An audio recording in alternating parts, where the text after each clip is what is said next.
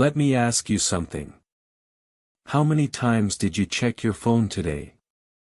Be honest. Not how many times you think you should have checked it. How many times you actually checked it? 10 times? 20? 50? 100? Most people don't know. Because we've stopped noticing. We reach for our phones automatically. Compulsively. Without thinking. We check it when we wake up. We check it while we eat. We check it while we talk to people. We check it while we walk. We check it in the bathroom. We check it before we sleep. And if you're like most people, your screen time report shows something uncomfortable. 4 hours a day. 5 hours. 6 hours.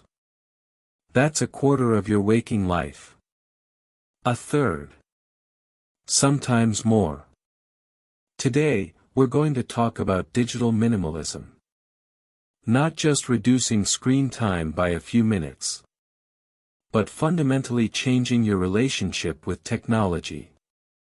So you use it as a tool, not as a distraction. This video is different from the others. Today, I'm going to share a specific challenge. A 30-day experiment that thousands of people have tried. Some succeeded. Some failed. But everyone learned something important about themselves. And if you're willing, you can try it too. Let me start with the problem. Because until you see the problem clearly, you won't understand why this matters. The average person spends over 4 hours on their phone every day. That's 28 hours per week. Over 1,400 hours per year. If you sleep 8 hours a night, that's about a quarter of your entire waking life. What are we doing for all those hours? Mostly, scrolling. Social media. News. Videos. Games. Apps designed to be addictive. Apps built to keep you coming back. Apps that make money every time you click. And these apps are very good at their job. They're designed by teams of engineers whose only goal is to maximize your screen time. They use psychological tricks borrowed from gambling. Variable rewards. Infinite scroll. Notifications. All designed to trigger dopamine in your brain and keep you hooked. A researcher named Cal Newport studied this phenomenon. He wrote a book called Digital Minimalism. And he discovered something disturbing. Most people have lost control of their digital lives. They didn't choose to spend hours on their phones. It just happened. Little by little. Until one day they realized they couldn't stop. Newport put out a call for volunteers. He asked people to try an experiment. 30 days without optional technology. He thought maybe 20 or 30 people would sign up.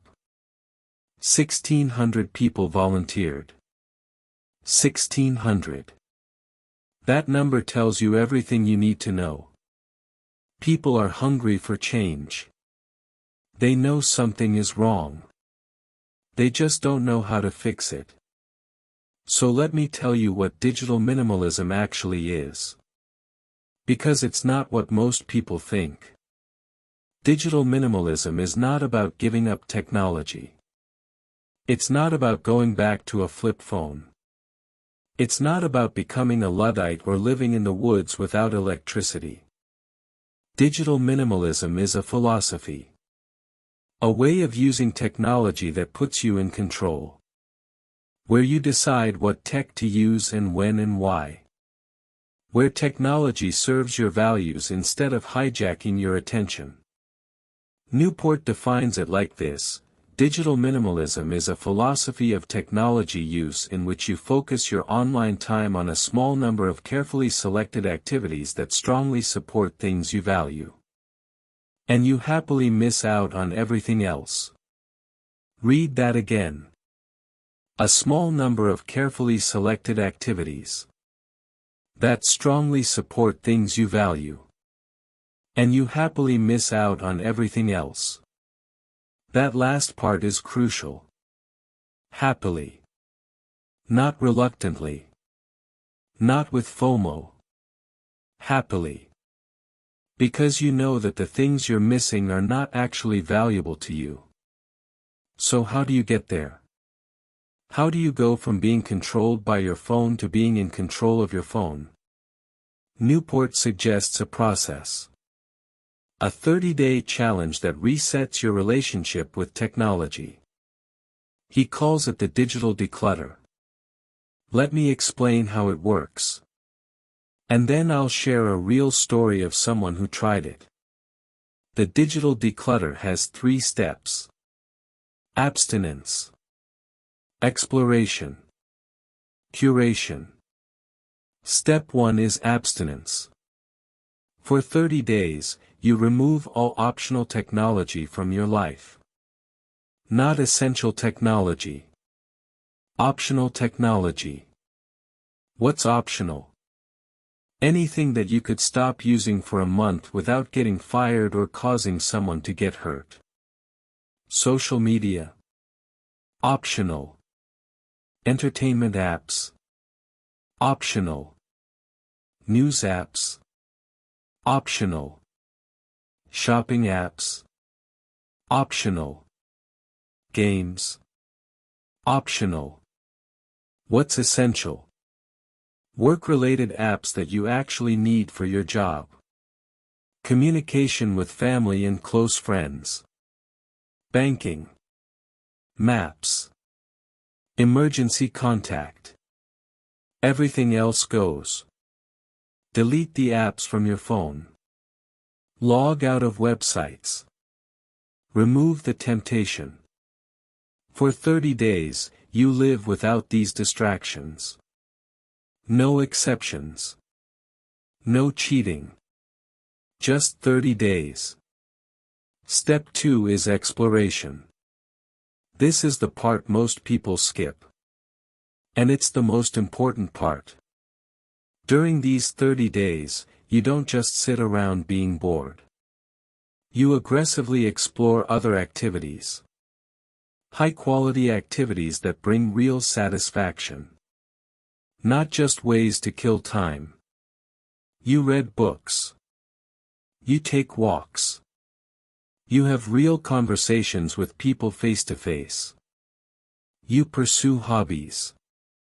You create things. You exercise. You rest. You think. You fill the time that technology used to steal. And you fill it with things that actually matter. Step 3 is curation. At the end of 30 days, you don't just go back to using everything like before. You carefully decide what to let back into your life.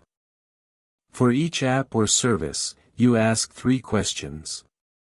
Does this support something I deeply value? Not, is it nice to have, but, does it serve a deep value? Is this the best way to support that value? Or are there better alternatives? Can I use this in a controlled way? Can I set rules about when and how I use it? Or will it take over my attention again? Only if an app passes all 3 tests do you let it back in. And when you do, you use it with strict rules. Specific times. Specific purposes. Never mindlessly. Let me tell you about someone who tried this. Her name was Emma. She was a graphic designer. She worked on a computer all day. And she was exhausted by her phone. Emma would wake up and immediately check Instagram. Before she even got out of bed. Then she'd check it again while brushing her teeth. And again while eating breakfast. And again while walking to work. At work, she'd check it during breaks. During lunch. While waiting for files to load. When she got home, she'd scroll for hours. Through Instagram, through TikTok, through Twitter.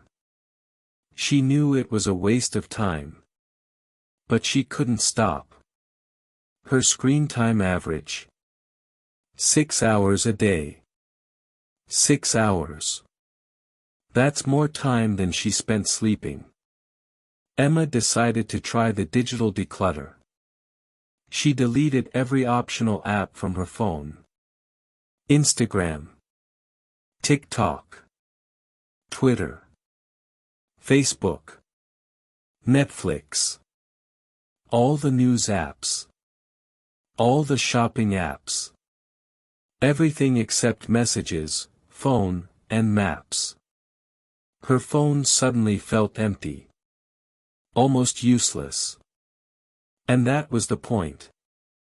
Week 1 was hard. Emma's hand kept reaching for her phone automatically. She'd unlock it, swipe to where Instagram used to be, and find nothing. She did this dozens of times a day. The muscle memory was so strong. She felt anxious. Restless. Like she was missing something important. What if someone tagged her in a post? What if there was news she needed to know? What if? But she pushed through. And something started to happen. Week 2, the anxiety faded. Emma stopped reaching for her phone as often. And she started noticing things. How much time she actually had. How quiet her mind felt without constant input. How present she was in conversations. She started reading again. She hadn't finished a book in 2 years. But now, in the time she used to spend scrolling, she read for an hour every evening. She finished 3 books in 2 weeks. She also started going for walks. Without headphones. Without podcasts. Just walking. Thinking. Being present in the world around her. It felt strange at first. But then it felt peaceful. Week 3, Emma felt different. Lighter. Calmer. More focused. She realized how much mental energy she had been spending on social media. Comparing herself to others. Worrying about likes and comments. Keeping up with endless streams of information she didn't actually care about. All that energy was now available for other things. For her work. For her relationships. For herself. Week 4, Emma didn't want to go back. She liked her life without constant digital distraction. She liked having time. She liked having peace. But she knew she'd have to make some decisions. After 30 days, she couldn't just stay app-free forever. She needed to curate. To decide what, if anything, came back. She thought about her values. What mattered to her? Real relationships. Creative work. Learning. Health. Rest. Did Instagram support those values? She was honest with herself. No. Instagram made her feel bad about herself. It made her compare. It wasted her time. It didn't support anything she actually cared about. What about messaging apps? Yes. They helped her stay connected with close friends and family. That supported her value of real relationships. What about Netflix? This one was harder. She enjoyed watching shows. But she realized she often watched mindlessly. Not because she cared about the show, but because she was bored. So she made a rule. She could watch one show per week, on Friday nights, with her partner. They'd choose a show together and watch it intentionally. No mindless scrolling through options. No background watching while doing other things. What about news? Emma had deleted all news apps during the declutter. And she realized something surprising. She didn't miss them. The really important news found her anyway, through conversations with people. Everything else was just noise. So she decided. No news apps. If she wanted to know about something specific, she could look it up intentionally. But no more passive consumption of endless negative stories. After 30 days, Emma's phone had 4 apps on it. Messages. Phone. Maps. One banking app. That was it. And her life? Completely different. She read 20 books that year. She started painting again, something she hadn't done since college. She had deeper conversations with friends. She slept better. She felt less anxious. Her screen time dropped from 6 hours a day to less than 1 hour. And that 1 hour was intentional. Purposeful. In her control. Emma told me, "It's like I woke up from a fog.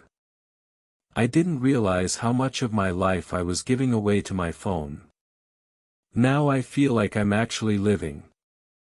Now, I'm not saying Emma's choices have to be your choices. Maybe you value staying connected on social media. Maybe you have friends in other countries and Instagram is how you stay in touch. That's fine. The point isn't to copy Emma's rules. The point is to create your own rules. Based on your own values. And to stick to them. So here's the challenge. If you're willing. If you're ready. If you're tired of being controlled by your phone. Try the 30-day digital declutter. Step 1. Right now, today, make a list of every optional app and service you use. Be honest. Put them all down. Step 2. Decide which ones are truly essential for your work and safety. Not convenient. Not nice to have. Essential. Step 3. Delete everything else. Or if you can't delete them, log out and put them in a folder you have to scroll to reach. Step 4. Plan what you'll do with your time. This is crucial. If you don't have a plan, you'll just be bored and you'll give up. So plan. What books will you read? What hobbies will you try? What activities will fill the hours you used to spend scrolling? Step 5. Start. Tomorrow morning, wake up without checking your phone. Live the whole day without optional apps. Do it again the next day. And the next. For 30 days. Step 6. At the end of 30 days, cure it. Decide what comes back and what stays gone. And for anything that comes back, set strict rules about how you'll use it. I won't lie to you. This will be hard. The first week especially. Your brain will fight you. You'll feel urges to check your phone. You'll feel anxiety about missing out. You'll feel bored. But here's what thousands of people who've tried this report. The urges fade. Usually within a week or 2. And what replaces them is something better. Clarity. peace, time, freedom. You'll find yourself reading entire books, having long conversations without reaching for your phone, noticing the world around you, thinking your own thoughts instead of consuming other people's thoughts. And after 30 days, you won't want to go back. You'll have tasted what it's like to be in control. And you won't want to give that up. One more thing. Some of you might be thinking, I can't do this. My job requires social media. My friends are only on these apps. I'll be completely disconnected. I hear you. And I want to challenge that thinking. If your job truly requires social media, you can still set boundaries. Check it during work hours only. Use it on your computer, not your phone. Set specific times. Don't let it bleed into your personal life. If your real friends only connect through apps, send them a message before you start. Tell them you're doing a digital detox for 30 days. Give them your phone number or email. The friends who matter will find other ways to reach you. The ones who don't, well, maybe they weren't as close as you thought. And being disconnected for 30 days. That's the entire point. We need to disconnect to remember what it's like to be connected to real life. In the next video, we'll talk about another form of minimalism. The capsule wardrobe. How simplifying what you wear can simplify your entire morning routine and reduce decision fatigue. But for now, I want you to sit with this question. Are you in control of your technology? Or is it in control of you? If you're not sure of the answer, that's probably your answer. And if you're ready to take back control, you know what to do. 30 days. No optional tech. Fill the time with real life. And see what happens. Thank you for watching. Now put down your phone. And start living. I hope this video brought you something meaningful. If you find it helpful, please like and share it with someone who may need it. Subscribe if you would like to hear more stories like this. Wishing you a calm and peaceful day.